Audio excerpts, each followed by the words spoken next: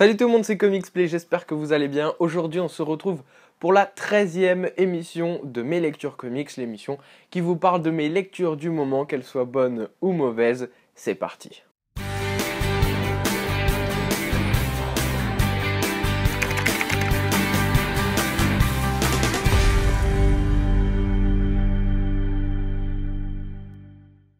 Je commence cette vidéo par vous parler rapidement d'un petit bon plan, un bon plan que vous pouvez retrouver sur le site fnac.com. Vous l'avez peut-être vu dans ma collection, mais j'ai chopé des classiques, des kiosques classiques, donc avec un Spider-Man classique, donc c'est le numéro 11, et un Marvel classique, le numéro 15, donc qui sont initialement prévus à un prix de 5,90 € et je les ai eus à 2,80 €. Je crois qu'il y avait moins 50% dessus. Il y a pas mal de kiosques bradés, notamment certaines sagas complètes. Donc sincèrement, si vous voulez lire des bonnes sagas complètes à petit prix, surtout que les classiques sont vraiment pas mauvais, essayez de voir sur fnac.com. Je sais pas s'il reste encore des stocks, mais je pense qu'il doit rester quelques kiosques par-ci par-là, à savoir qu'il y a aussi du mensuel, hein, vous avez des Superman saga, en fait il y a plein d'invendus, tous bradés, donc clairement si vous voulez avoir des kiosques pas chers, profitez-en car c'est le moment, c'est les soldes. Je ne vous parle pas de ces deux kiosques tout simplement parce que l'émission d'aujourd'hui est déjà super bien chargée en lecture, mais voilà, sachez que c'est deux très bonnes sagas, petite préférence pour celle sur les Gardiens de la Galaxie qui m'a permis quand même de découvrir des épisodes classiques des Gardiens de la Galaxie. Rapidement, je commence cette émission par vous parler du Civil War 2 Extra numéro 5. Alors pourquoi rapidement? Eh bien tout simplement parce que je n'ai pas terminé de le lire. Des fois, être complétiste est un véritable défaut. Et là, j'en fais les frais, j'ai voulu me prendre ce dernier Civil War 2 Extra parce que je me suis dit autant avoir toute la collection et finalement c'était tellement nul que j'en ai lu que la moitié. Et étant donné que je n'ai pas tout lu, je ne vais pas non plus vous donner un avis sur ce kiosque, car ce serait pas du tout correct, mais je tenais quand même à vous en parler vu que nous sommes dans une émission de Mes Lectures Comics et parfois il faut parler de véritables déceptions. Des fois ça fait partie du métier de ne tout simplement pas accrocher à un comics, et c'est le cas avec celui-ci. Si vous êtes intéressé par ce kiosque, dites-vous que ce sont tout simplement des tie-in à Civil War 2 de la série Agent of S.H.I.E.L.D. Et oui, ceux issus de la série télé qui sont devenus de véritables personnages de l'univers de Marvel. Du peu que j'en ai lu, j'ai pas trouvé que ça apportait énormément de choses à l'événement, voire même quasiment rien. Du coup, je le déconseille, sauf vraiment si vous êtes complétiste comme moi. Passons à un kiosque un peu plus intéressant avec le All New X-Men hors série numéro 3 qui contient le prélude du nouvel event Inhumains vs X-Men, la mini-série Death of X écrite par Charles Soule, Jeff Lemire et dessinée par Aaron Kuder et Kenneth Rocafort. Depuis le début du All New All Different, beaucoup de questions sont restées en suspens.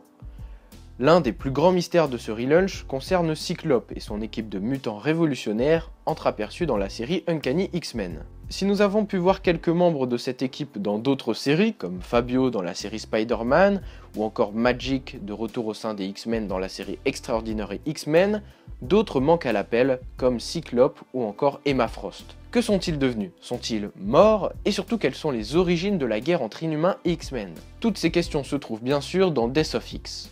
On a avec cette mini-série un vrai prélude à un event qui semble vraiment prometteur. Il s'y passe énormément de choses, on en a pour notre argent et enfin on a nos réponses. Alors certes, certaines réponses sont discutables, notamment celle sur Cyclope. Quant au dessin, Aaron Kuder est plutôt bon, même si je trouve qu'il propose un travail peut-être un poil en dessous par rapport à ce qu'il nous propose d'habitude.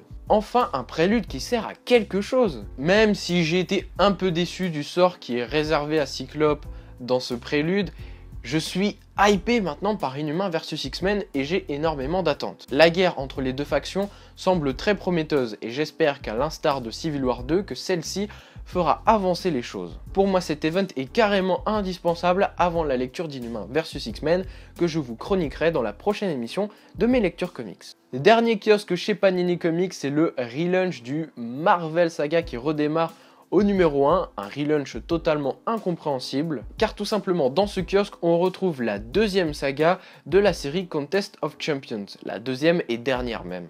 Et oui, et pour ceux qui n'auraient pas suivi, Contest of Champions fait bien sûr allusion au jeu mobile du même nom. Après une première saga qui tenait le bon bout, cette deuxième saga m'a un peu refroidi. Maestro ayant vaincu le collectionneur et le grand maître, est désormais l'être le plus puissant sur Terre. Et à qui fait-on appel lorsqu'un être un peu trop puissant commence à faire des siennes? Les Ultimates. Mélangeant combat et voyage dans différents univers, notamment dans un univers assez stylé où Iron Man est président suite à Civil War, cette deuxième saga ne m'a malheureusement pas convaincu. Le scénario est plat, sans réelle conviction et enjeu. Il ne s'y passe pas grand chose et finalement on ne retiendra pas grand chose de cette mini-série. Pas de grand intérêt du coup pour cette série qui n'aura malheureusement fait que 10 numéros. On retiendra qu'elle aura été divertissante et qu'elle proposait aussi des covers bien badass, mais malheureusement rien d'autre. Elle fait pas mal d'allusions aux jeux mobiles, donc je pense que si vous aimez celui-ci, la série peut peut-être vous intéresser. On finit la partie kiosque et on passe cette fois-ci à Urban Comics avec le deuxième récit complet cette fois-ci, un récit complet de l'univers de Batman avec la première saga de Batgirl and the Birds of Prey. Une série écrite par Julie Benson, Shanna Benson, Clairo et Roré Antonio. Ouais bon, je triche un peu. Oracle est un nom que Batgirl connaît bien car elle l'a porté quelques années alors qu'elle était paralysée suite à Killing Joke. Mais lorsqu'un usurpateur décide de s'approprier ce pseudo, c'est une quête qui se lance pour Batgirl, une quête qui a pour objectif bien sûr de trouver ce mystérieux individu. Pour l'aider dans cette nouvelle aventure, Babs pourra compter sur l'aide de Dina Lance, alias Black Canary, et de Elena Bertinelli, alias Huntress. Huntress qui a bien changé depuis les derniers Birds of Prey, et qui se trouve dans cette première saga un peu plus violente que d'habitude, voulant venger la mort de sa famille par la mafia. Réunis autour d'un ennemi commun, les Birds of Prey vont devoir coopérer et mettre leurs différends de côté afin de démanteler une mafia et de retrouver ce mystérieux oracle. Au final, ce nouveau récit complet est une bonne introduction pour découvrir l'équipe. Le scénario est simple mais efficace. Néanmoins, le petit bémol se passe du côté des dessins, notamment la partie graphique de Claire Do, qui rate clairement tous ses visages, surtout celui de Batgirl, qui est sur certaines pages absolument horrible. Et je ne vous mens pas, hein, vous la trouvez comment Batgirl sur cette case par exemple?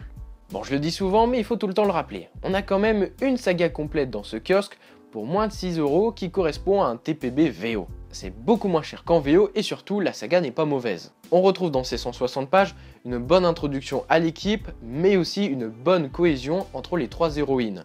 Et on ne demande qu'à voir la suite. Passons à la librairie et commençons par Urban Comics. J'ai lu le deuxième tome de JLA par Grant Morrison et dessiné par Howard Porter, Gary Frank, Greg Land et bien d'autres. Ce deuxième tome de JLA par Morrison est plutôt bien rempli. Il compile deux sagas différentes et un crossover. La première saga voit la Justice League affronter des doubles d'eux-mêmes. Avec ce synopsis, on pourrait croire à une intrigue classique sans grande envergure, mais pas du tout. Morrison part dans un scénario beaucoup plus complexe avec Lex Luthor au centre, tout en proposant énormément de retournements de situation bien amenés. La deuxième saga, quant à elle, voit l'arrivée d'un ennemi peu connu de la Justice League, Prometheus. Un ennemi vachement dérangé que je ne connaissais pas du tout, mais surtout un ennemi qui peut mettre à mal notre groupe de justiciers. Enfin, la dernière saga repose sur un crossover bien sympathique mais plutôt banal entre la Justice League et les Wildcats, équipe que l'on retrouve dans l'univers de Stormwatch. Outre le scénario presque parfait de Grant Morrison,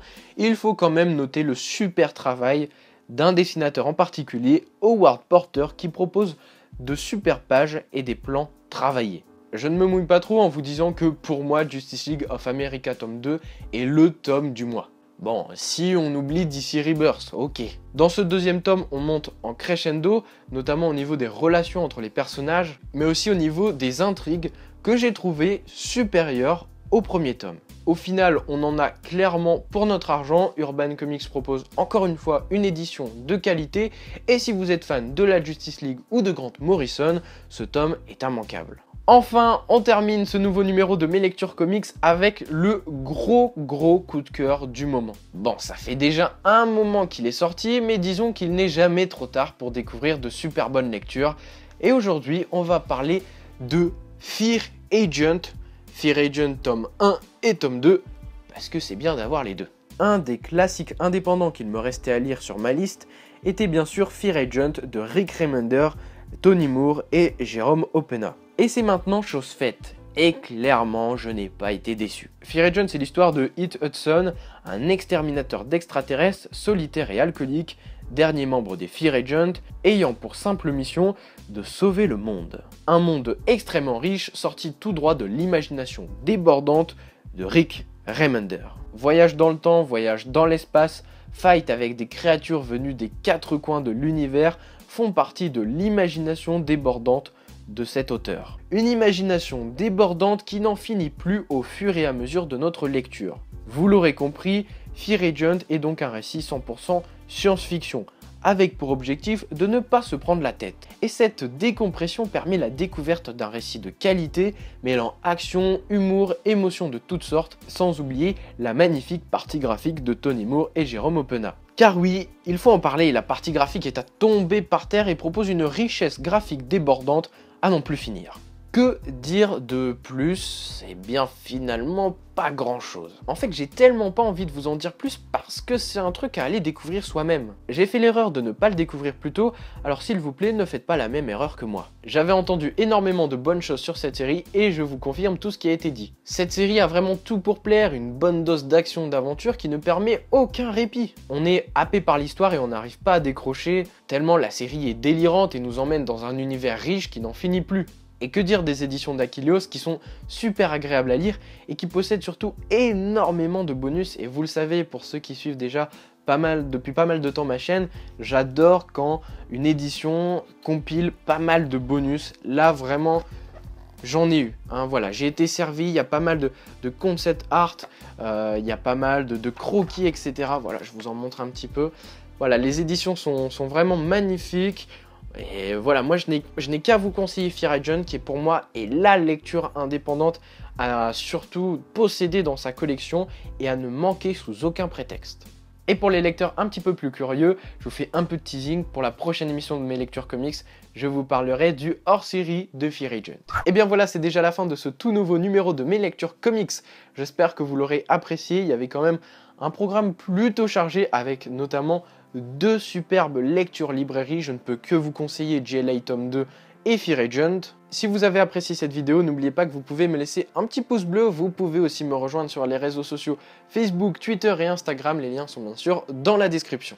N'hésitez pas aussi dans les commentaires à me dire ce que vous êtes en train de lire en ce moment, et si vous les avez lus, à me donner un avis sur les comics que j'ai présentés dans cette vidéo. Je vous donne rendez-vous très prochainement pour de nouvelles vidéos sur Comics Play. D'ici là, lisez des comics et parlez-en autour de vous. À bientôt!